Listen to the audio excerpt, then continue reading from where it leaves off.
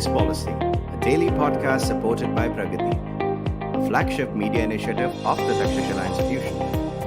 We're a bunch of policy nerds based in Bengaluru, and we like to bring a fresh perspective to Indian affairs and an Indian perspective to global affairs. So grab a cup of coffee, sit back, and join us for today's chat. Hi everyone, welcome to another episode of the All Things Policy podcast. In today's episode, I've got Dr. Harshit Kukreja with me. Harshit, hi, thanks for joining us today. Hi, Carl. How are you? Hey, I'm good. Harshit is going to speak about a project that he's working on at Takshashila on the biological reasoning approach and how can we apply that to public policy, right? So, to give you a brief context of why we're having this conversation, because generally our understanding of why humans behave and interact as a society is not fully utilized, right? And what we mean by that is we don't use our current understanding from disciplines such as evolutionary biology, sociology, genetics, psychology to improve our public policy sort of solutions, right? And by extension, we are not able to design policies which take into consideration people's behaviors and motivation. And look, I think it's a very interesting subject. But to unpack all of this, we're going to have a conversation with Harshit. So Harshit, you want to give a brief context to the project that you're working on here?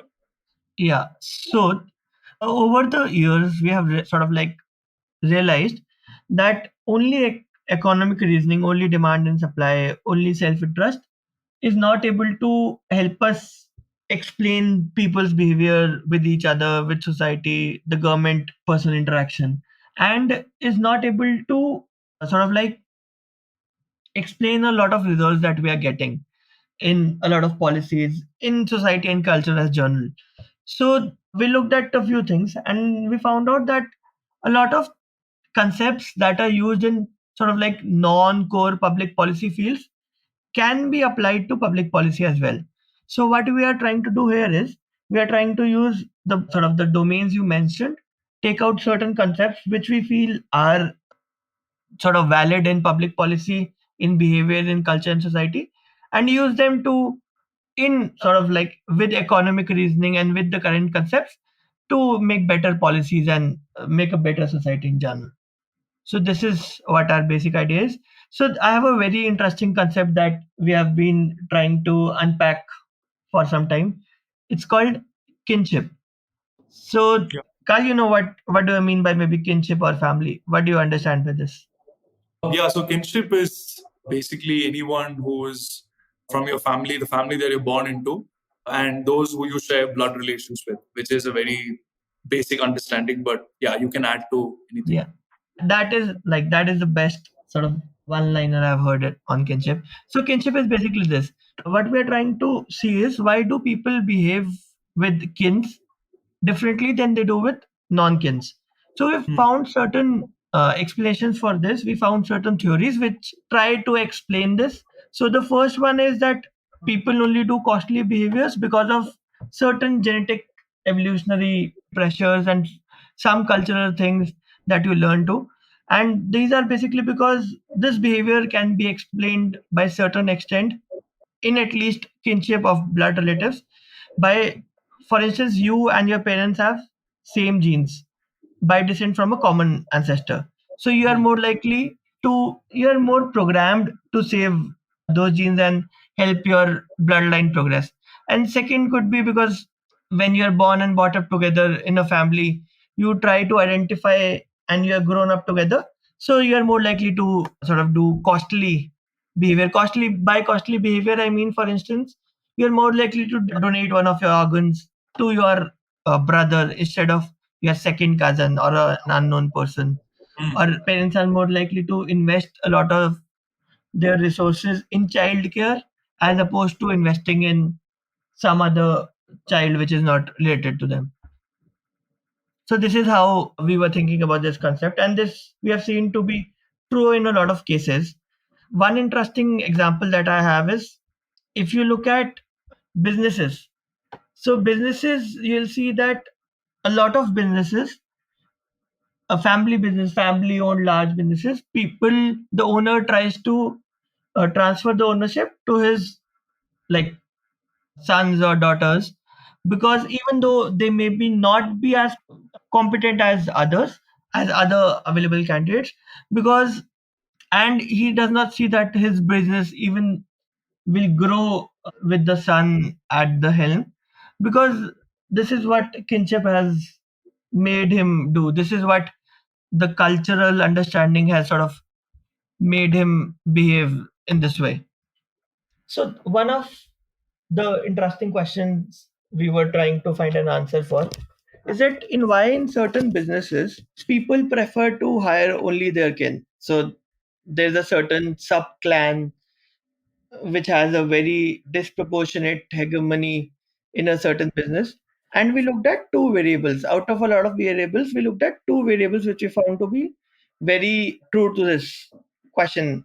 So we made a two by two. On one axis was the degree of expertise, and on the other axis was the degree of trust. So trust basically means the trust you have to put in that person because of the risk involved, because you are running a business which is sort of falls in the gray area, because you don't believe that you will get certain kind of readdressal through the criminal justice system. So that is trust, and expertise is the expertise needed for the job. So in high trust and high expertise, we put in certain kind of gray area diamond businesses in which people want to hire their kins because maybe they are selling unregistered diamonds, they are not giving taxes on it, maybe the diamonds are illegal. So they want a person who is high on trust. Basically, he's a kin, but they also want a person who has some kind of expertise, high expertise in making the diamonds or running the diamond trade. So in this right topmost corner, we don't want the people want to hire kins, but they have to go like one level higher. They have to go to maybe first cousins, maybe second cousins, maybe people who are distantly related to them, because they also want a certain degrees of expertise. So here the person wants to hire a kin, but is not always able to hire a very close kin. On the right bottom quadrant is sort of like running a drug business, running an illegal drug business, where the degree of trust required is very high, because you are running an illegal business. You only want to do business, share your business with people whom you can trust, whom you think will not go to the government, whom will help you sort of like run this illegal business. But the degree of expertise in drug running is maybe not that high.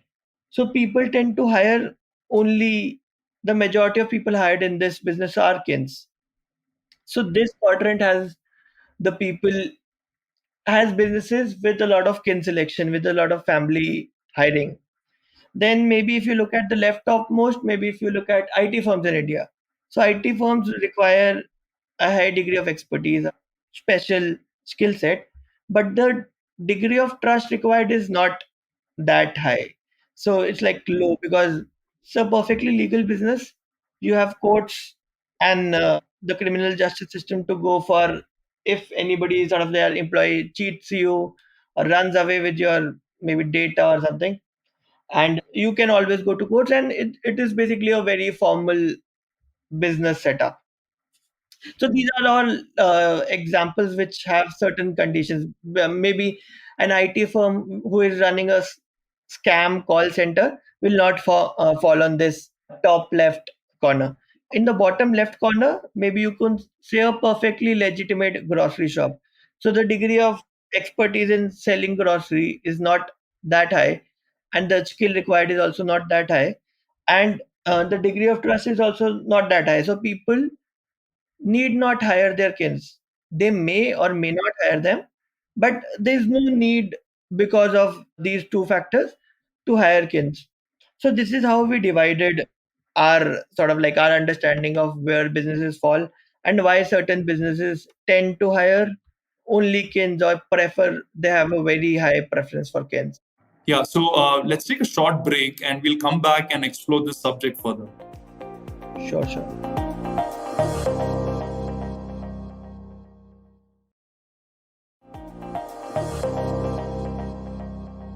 Hi, we are back to discussing about kinship and how it has implications for public policy.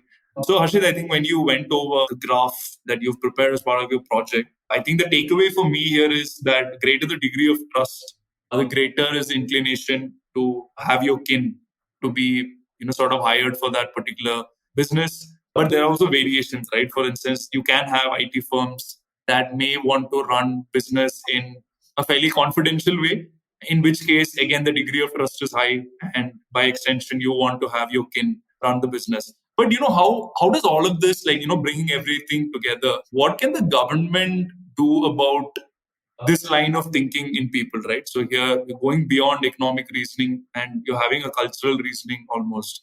So what is the government? Can the government do something about it, or are we playing with fire, for instance? Yeah. So the thing is, when we started this approach, this biological approach to public policy, a lot of times the question we were asked was, this is already, for instance, the government does not allow nepotism in hiring or anything. But what we have seen is, for instance, there's a person A sitting on the interview committee at a government sort of interview for a government job, and there are two equally competent candidates. The candidate which is more related to the person, maybe he has the same caste or has some family relations, then he is more likely to be hired. So the government first of all has to acknowledge that this, the society in general, the policymakers have to acknowledge that this happens. And then in this particular kinship case, what the government can do is, especially sort of in the areas with high expertise and high sort of like trust, if you increase state capacity, if you increase the trust of the people in the criminal justice system, in the courts, in the law, then the people are more likely to shift from kin selection to hiring on competency based hiring. Because yeah, because we want to live in a society which is more individual rights centric. We don't want to live in a society where undue favorism is happening, and because of that, there are costs to the economy. Because now the business, instead of hiring a competent person, is hiring a kin. So the business is not running very successfully, and if the business is not running very successfully, they are not contributing to their full potential in the economy. And one more thing is that a certain countries have been able to do, but they were not obviously optimizing for kin selection, is that if you have highly skill based economy, okay, an economy where skills, high levels of expertise are required, the kin sort of employment, the family employment goes down. So we are able, slowly able to transform to a society where majority of economy is based on sort of highly skilled employment. Then the kin selection will go down. So, is there a solution for, let's say, how private enterprises can, tweak, this whole, method of, say, selecting only the kin? Because at the end of the day, people might just say, it's their own business, so it's up to them as to who they want to pick. But are you also making a case for government sort of trying to intervene and creating some kind of effect, that maybe, as you said, maybe improve the criminal justice system is one I can think of, which is an indirect way to get people to move away from this sort of approach. So, are you also making the case that private enterprises are at this point of time restricted in the way how they can hire, given that there's mostly an incentive for them to, pass it on to their kin? Yeah, so I think first of all, I don't want government regulation in private hiring. If people, private players want to hire their kins, they'll be able to do it even if the government puts certain hurdle, people go around. And what I want is that when the business sees a value in hiring more competent non-kin, then that would be the ideal scenario. But what the government can do is, they can, for instance, first of all, no government, extra government regulation. This cannot be solved with government pressure. So, for instance, what companies as a whole can do is, when they are hiring for certain positions or certain roles, they can try to form policies. For instance, I am hiring for a role in a private company. I should not be able to interview till a certain degree of relatedness. So I should not be able to interview my first cousins or my second cousins. That is a policy. A lot of people have that, but Hmm. because culturally it is accepted to hire kins, culturally it is okay to hire kins, so people go around that. For instance, if you and me are hiring for a company, what people do is I'll interview your kins and you can interview mine. So favorable outcomes, and the company's policies are also sort of like are not Flexible. broken. Yeah. So it is done. But the ideal scenario would be when there's a cultural shift towards an individual right-based society. What the government can do in general is make look at data and see that if certain people are hiring for maybe their caste, if certain departments are hiring for certain positions from certain members of the society, you Hmm. look at that data and see to find if there is some kin selection, maybe even some conscious kin selection happening there, and Hmm. then you have to optimize for that. So your kinship definition here can be extended, say, even to say in-group selection, right? If you're from the same religion or same caste, for instance. Yeah, I think religion would be, so there are levels of kins. Hmm. One is relatedness, maybe. So the first degree is your immediate family, your parents, your children, your spouse. Right. The second degree is your grandparents, your cousins, your first cousin. Third degree is your third cousins or anybody in your recent ancestry which have a common ancestor. The fourth degree could be your caste cousins, your subcaste person. And then you go beyond and you go to a sort of a expanded religion based kin. Hmm. But so basically there are degrees, and you are more likely to sort of perform costly behaviors, like I said. For Right. the extent of your costly behavior depends on your degree of relatedness. To a certain extent, the us versus them mentality is there. So Hmm. when you are in your hometown and surrounded by your caste, sort of like members, you live in that community, your kinship, your priority of kinship will be your family. When you get out of your hometown, maybe it will become your caste, sort of like the members of the same caste. When you get out of your country, it will become maybe the members of your same religion. So it's Hmm. like if you zoom out, the degree of kin sort of like selection goes like it increases. Hmm. So if you are maybe, for instance, if I am selecting for government job interview and there are two candidates and one is from my faith, maybe if I have that kin pressure in my mind, I'll select the person from my faith only. Right. So there's that. Okay.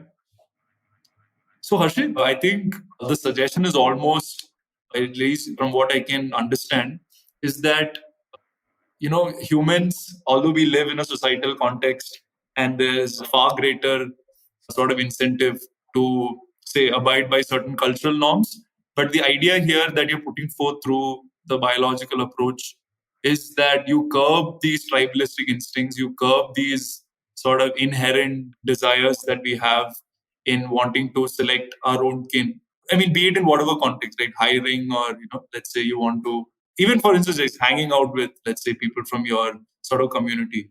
So I think when you're making this suggestion, how do you, like, from a behavioral standpoint, how are you going to get people to change this sort of thinking? Like, what are some of the maybe low hanging fruits or nudges that you can suggest here? So I'll tell you. So I think this was some 500-600 years ago. The church subconsciously, but not consciously, they did similarly this kind of thing in Europe. So what happened was Europe before, I'm not able to recall the even the like the millennia perfectly, but eventually I think it was 1100 BC something. When the church came to Europe, they slowly broke the small group tribal tendencies and behavior that the people have. They broke that down by making changing family laws, sort of like banning cousin marriage, banning polygamy and other things. But what now we can do is we can, because we want to live in a society which is individual rights based. We don't want to live in a sort of society where you are discriminated for because you were born into a certain group. So what we can do now is, first of all, increase the state capacity in certain. We want the people. why do people select for kins is because they trust the kins. They have certain degree of favoritism towards the kin and they expect that cooperation from the kins. When the government is able to make the people trust the government machinery, make the people trust the criminal justice system, so the people are more likely to go for a non-kin selection cooperation with other people. Because if the government is able to enforce contracts, then maybe I can go and make a contract with anyone if it is a legal contract, and I see that the government will be able to enforce it, and I'll get my fair share. So I don't need to find a person whom I can test. I can go in a contract with a random person. So first you increase state capacity and all of those things. What is slowly happening and what is the cultural phenomena is urbanization also tends to increase Yeah. Yeah. sort of like this sort of individual behavior, because people are moving out of their silos and people are slowly getting into a more sort of like a different scenario, and where they can no longer only rely on their kins. And obviously it's slow cultural process, but we can make policies which sort of, you cannot obviously change the society and remove kin selection in the next 5 years. Yeah. But if you want to remove behaviors like nepotism, if you want to remove favorism, if we want our systems to be more fair and transparent, then we'll have to obviously accommodate for these behaviors and make policies which help you, which incentivize people to not favor, and which also punishes them to if they sort of like do this kind of behavior. Yeah, so I think what's interesting to me here, Harshit, is I think if we were to look at this from a public policy context, I think most people will tend to agree that kin selection is unfair, and I think those organizations or those public sector undertakings that engage in, let's say, kin selection and say hiring or giving out contracts will face backlash, right? So I think that's fairly clear.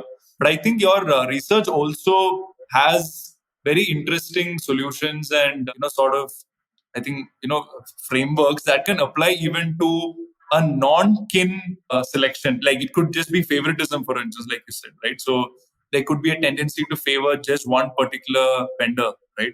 Or maybe one particular like organization, right? In terms of a government contract. So I think definitely there is a kin selection problem, if I can call it that.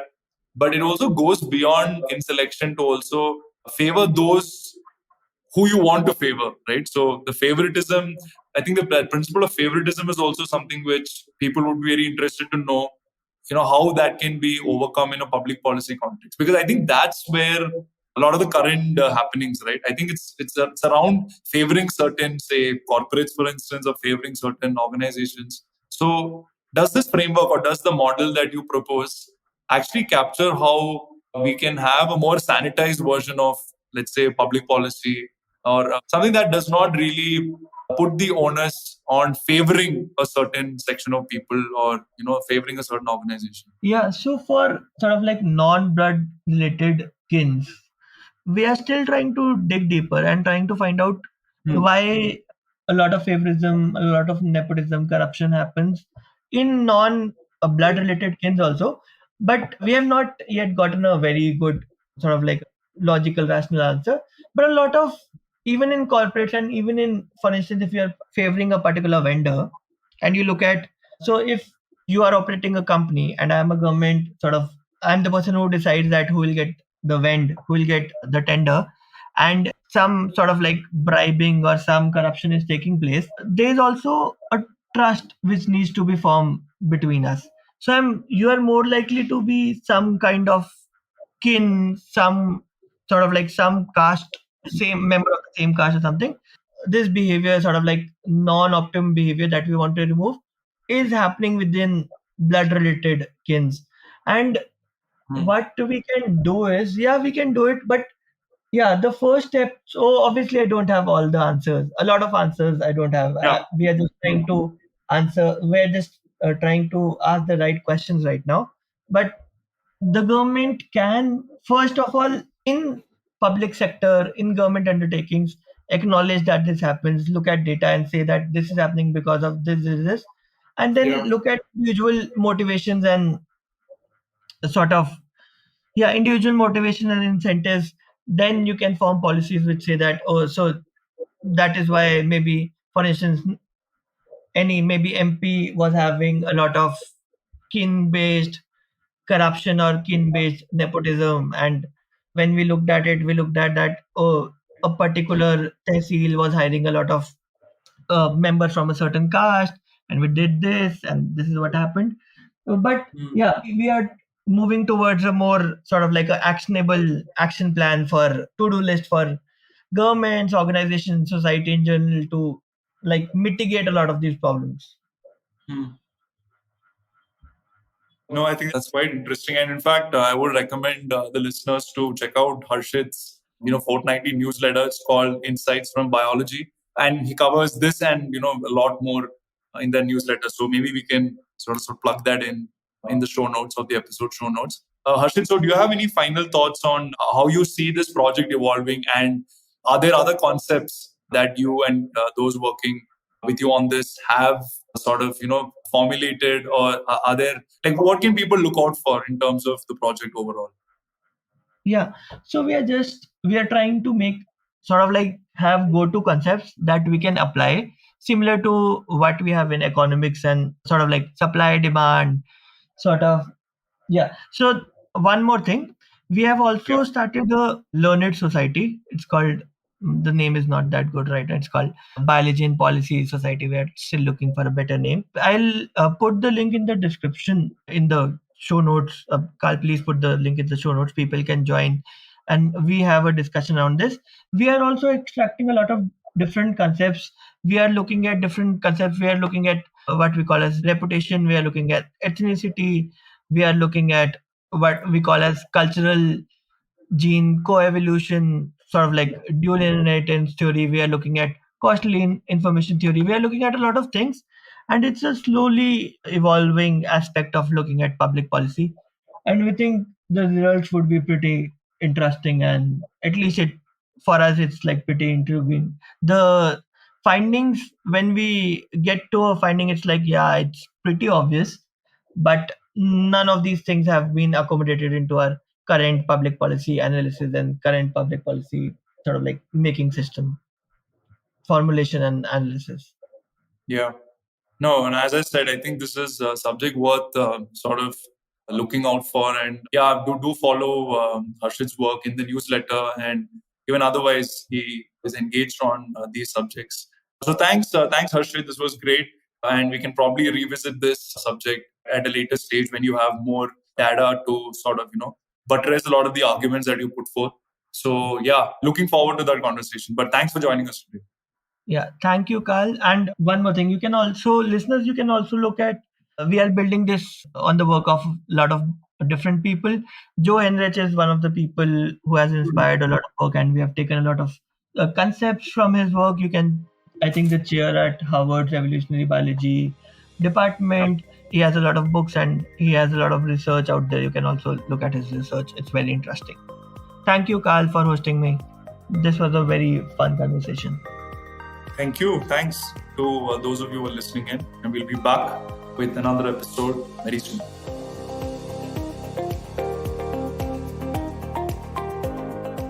If you liked our show, don't forget to check out other interesting podcasts on the IVM network. You can tune into them on the IVM Podcast app, ivmpodcast.com, or wherever you listen to your podcasts. You can also follow IVM on social media.